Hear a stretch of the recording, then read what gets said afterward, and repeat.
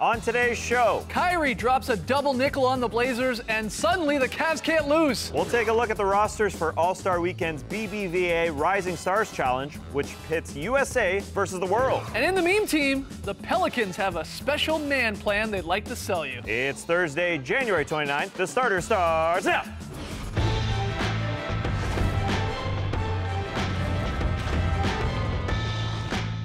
Good evening, Sweet World, and welcome to The Starters. Whether you're joining us live online, listening to the podcast, or catching us on NBA TV, we're very, very happy to have you. I'm J.E. Skeets, alongside me, as always, it's Tass Mellis. Hopefully your evening is good. To my right, Starters blog editor, Trey Kirby. Hey-o! Hey-o!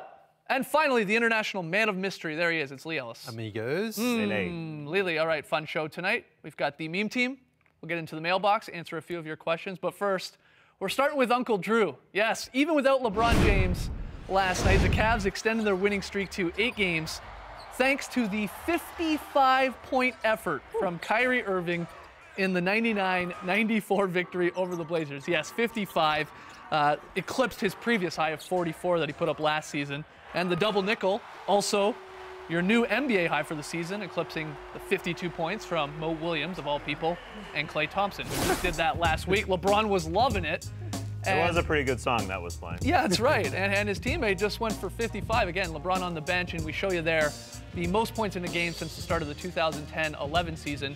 If you're a Charlotte fan, specifically you were a Bobcats fan, look away there. Yeah. Melo with the 62, Tough run. LeBron 61, and Irving there in 4th after Darren Williams dropping 55. What a night. This is what's going on here in the NBA right now. Scoring is back. I'll say. This was a great performance right before the All-Star reserves are announced. Hey, look at this guy. You're right. I can put in Still 55. got it. There'll be a lot of people griping tonight if Kyrie Irving isn't on that list. He scored 55 last night. Mo Williams scored 52. Why isn't he an All-Star? But he was fantastic. And especially when Bron isn't around, Kyrie goes off. And it's fun to watch. And it's fun to have a Cav have the most points in Cleveland's arena, because before this one, it was Allen Iverson who had scored the most in Cleveland. That's just not right. You gotta have your hometown guy pot 50 plus. That's the first 50 plus point game for a Cavs since '71 in Cleveland. Didn't Jordan go? Jordan went bonkers in Cleveland.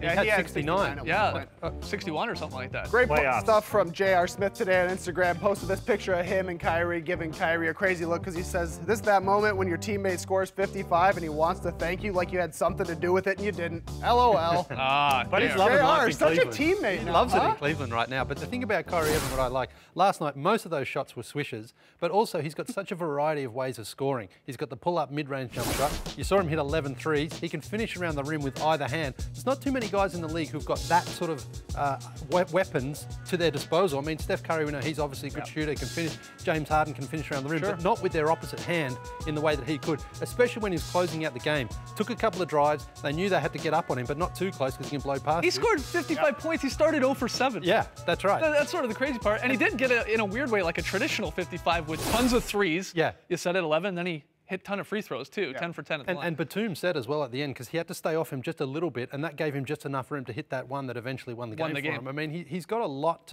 at his disposal on the offensive end. And you mentioned Steph Curry. This kind of reminded me of when he went for 54 because the way he was hitting the threes, basically anytime he came across half court, there's a chance the shot's going up and it was going in. He He was was deep. just on fire. He shot a better percentage on contested shots than uncontested, and that's when you know you really got it going. LeBron loves that Kyrie Irving can make big shots in big moments, and that's why he's dancing on the sideline. He loves that he can just turn to a guy late in the fourth quarter and give him the ball, because he knows that he's good enough to get a team into the last few minutes of a game. And if he can turn to a guy like Kyrie Irving to hit that monstrous shot, to give him 55 last night, it reminded me of back against the Raps a few years back when he hit that monstrous game winner. It was fantastic.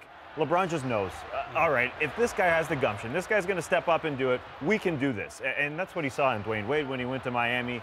He trusts Kyrie Irving. He loves having him as a teammate. I think we would be applauding 55 points even if it came in a loss, but it is pretty important that it was a W with the way the Cavs had been playing when LeBron rested or sat those 2 weeks, picking up a rare win without the King in there. And we show you the numbers, Kyrie's numbers with LeBron with them.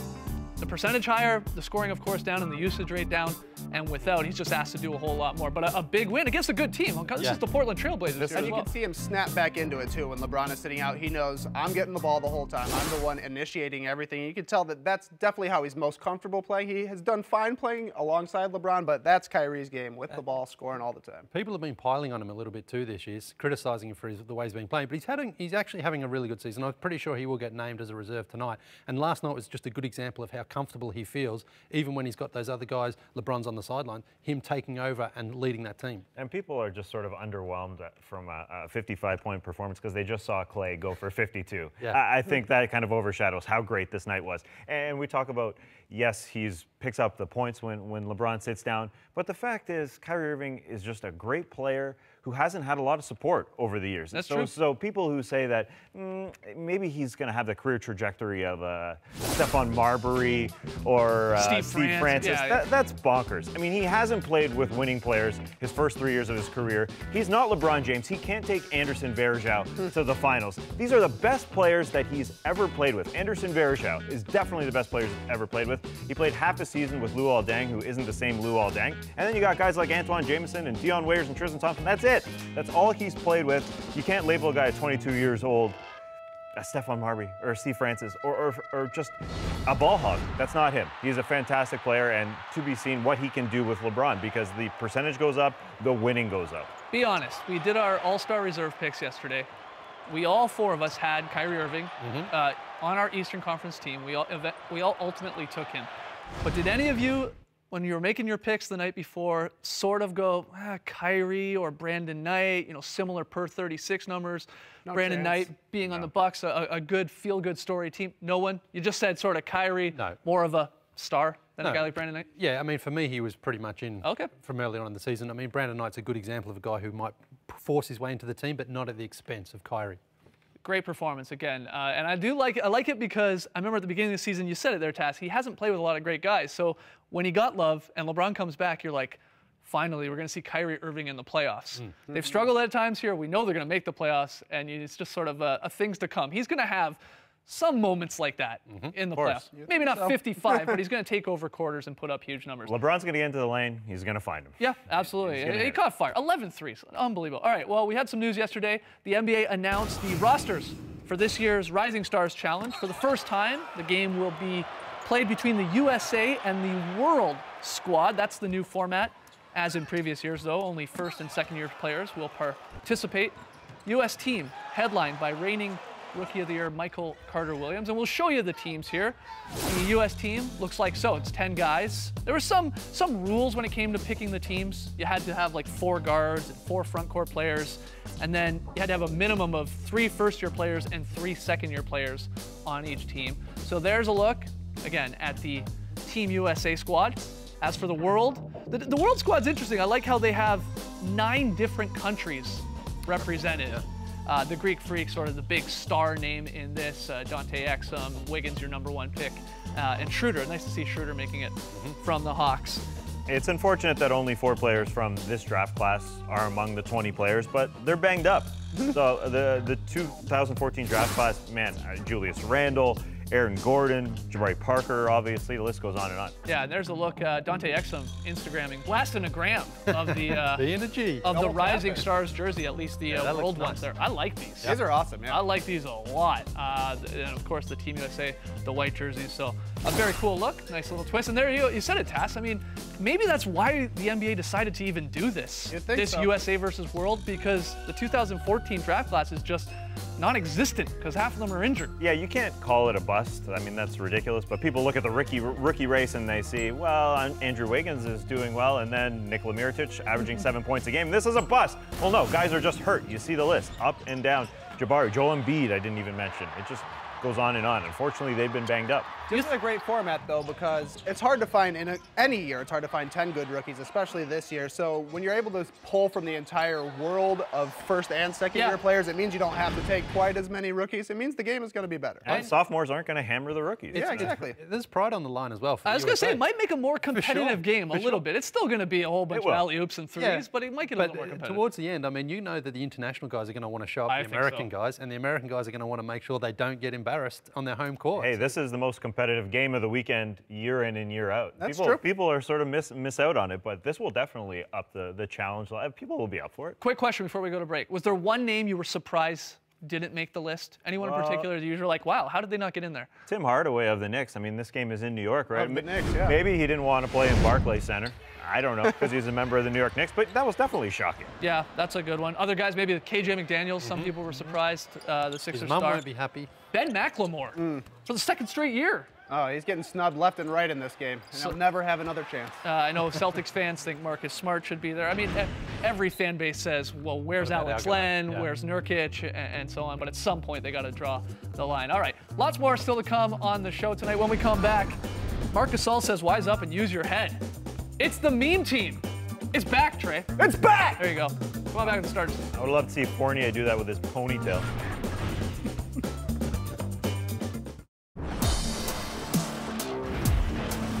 Welcome back to the Starters. Every Thursday, we scour the internet to bring you the meme team. A few of our favorite weird and wacky moments from the past 7 days. Yeah, it's a tough job, but we do it because we love you. This week's starting five. At number 5, Marc Gasol has a little fun after the whistle. Look at this ball control with his head. Oh, great trickery.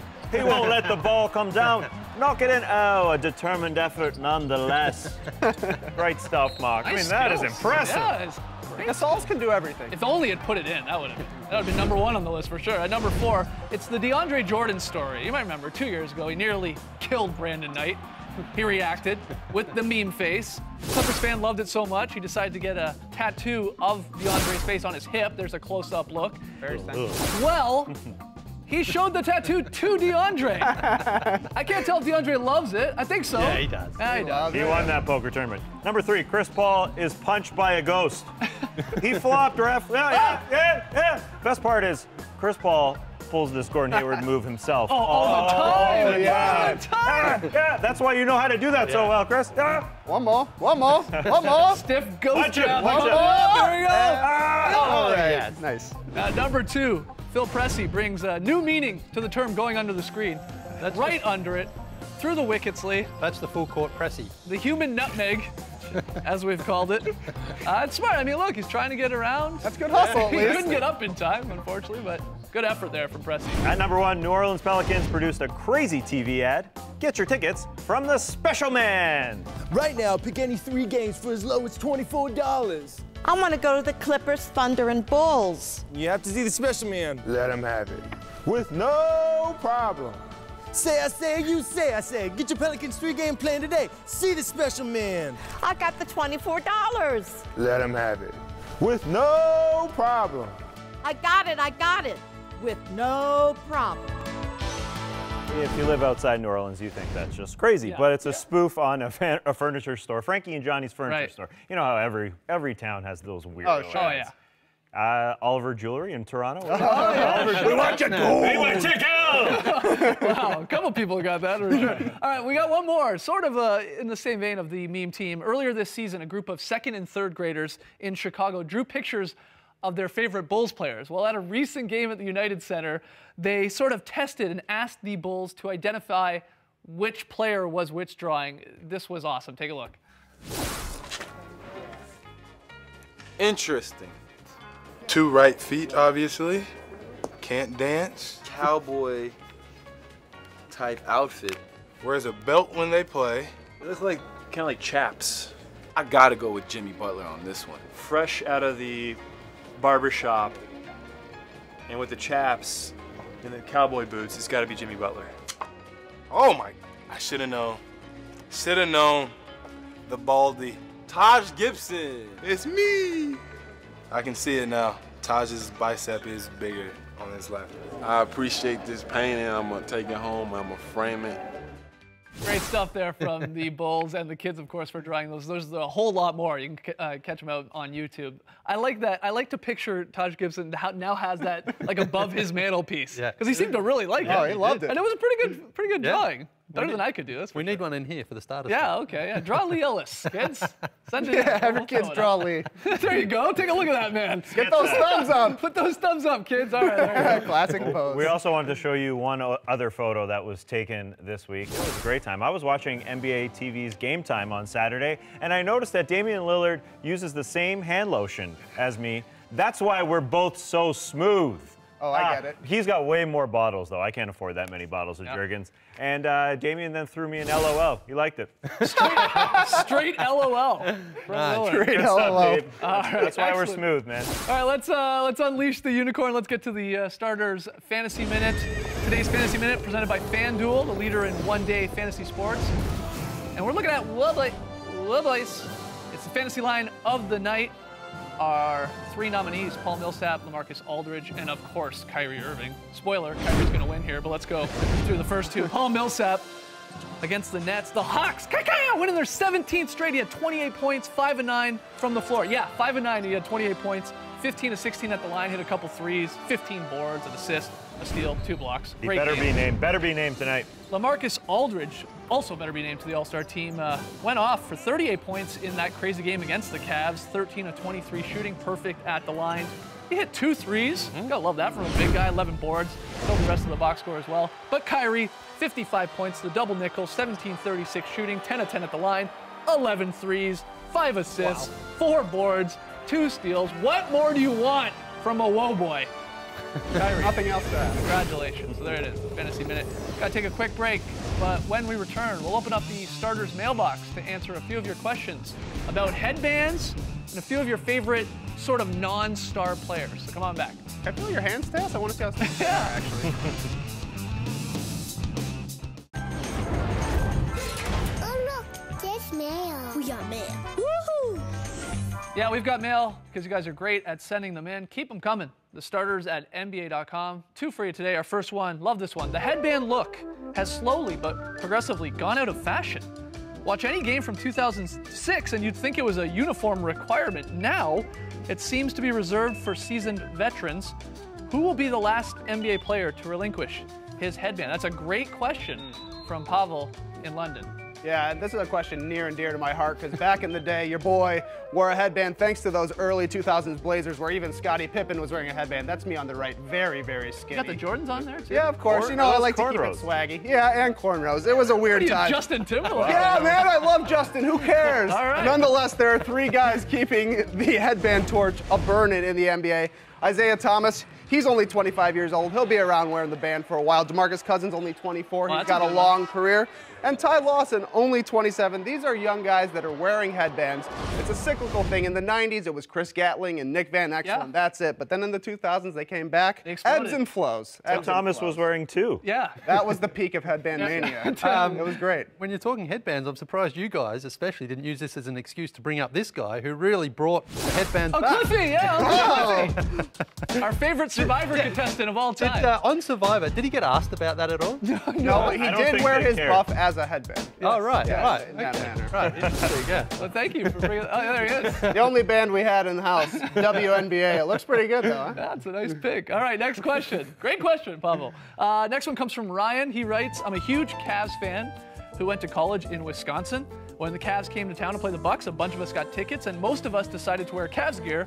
Most of my friends wore LeBron jerseys, but I chose to make a sweatshirt that read, Zydrunas is my homeboy, with a picture of Big Z launching a hook shot. That's great. Anyway, my question, who are your favorite non-stars to cheer for? Again, that's from Ryan.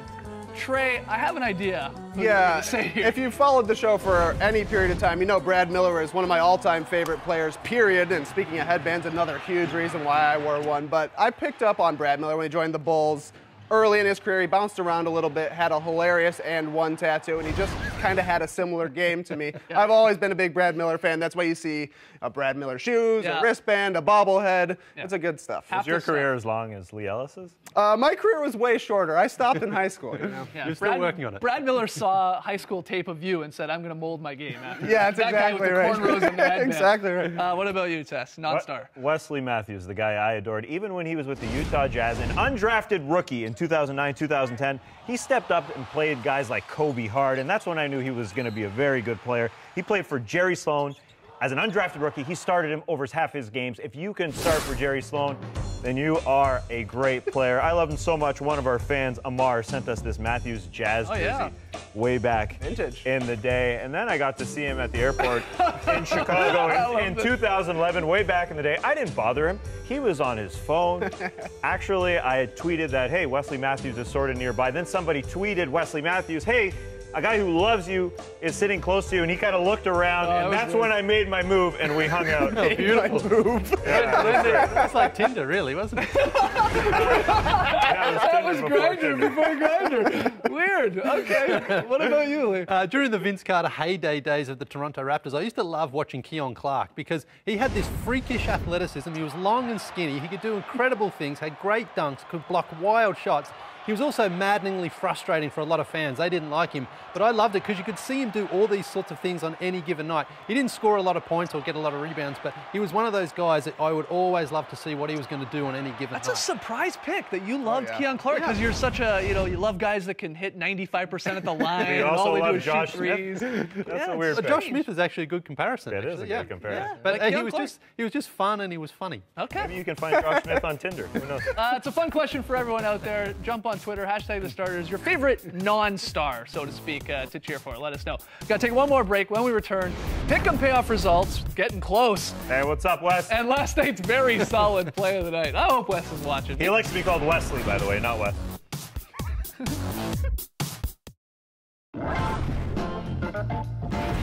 Back to the starters, a look at last night's pick'em payoff results. Tass gains a game on me. I'm only up one game for the month of January. You called the Wolves. I picked the Celtics. So man, is it close with only 2 nights to go in the battle of January. So tonight's picks are key. Oh, we agree on all 4 games. That's good for me. We both like the Magic, the Pacers, the Grizzlies, and the Bulls. So it's going to come down to tomorrow night, but we'll pick one that's different. Yeah, we'll make just sure. to make it interesting. We'll make sure, for sure. All right, and a reminder, tonight on TNT, 7 p.m. Eastern, the All-Star Reserves will be announced, and then we got some basketball to watch. Nuggets, Grizzlies, Bulls, Lakers. Can't wait for that. Can't wait to argue about who should have been in, who didn't make the cut, blah, blah, blah, blah. Nub time. Yes, that'll be fun. We'll do that, of course, on the Drop podcast tomorrow as well as on the show. But Lee, right now, time to get to the very solid play of the night. Where are we going? Lots to pick from. Yeah, we're going to Minnesota, actually, for the Boston Celtics versus the Wolves last night. Now, I had to dig deep for this one, but it's a beautiful little tic-tac-toe play here from the Celtics. Finished with a bounce pass and a layup. Oh, yeah. I mean, that's all the nice. elements of a very solid play. Everyone getting a touch. Little weave action there. Yeah, on good top. ball Back movement. cut. Nice. Beautiful bounce pass, beautiful layup. And that's what I call a very solid play. Very solid. Hey, Very, very solid. way to Very bounce back, solid. Lee. I was Very, under very pressure. I was Way under to pressure. bounce back. You've had some questionable ones this Yeah? week. That one was great. Uh-huh. As I said, the Drop podcast tomorrow morning, that we release that early in the morning.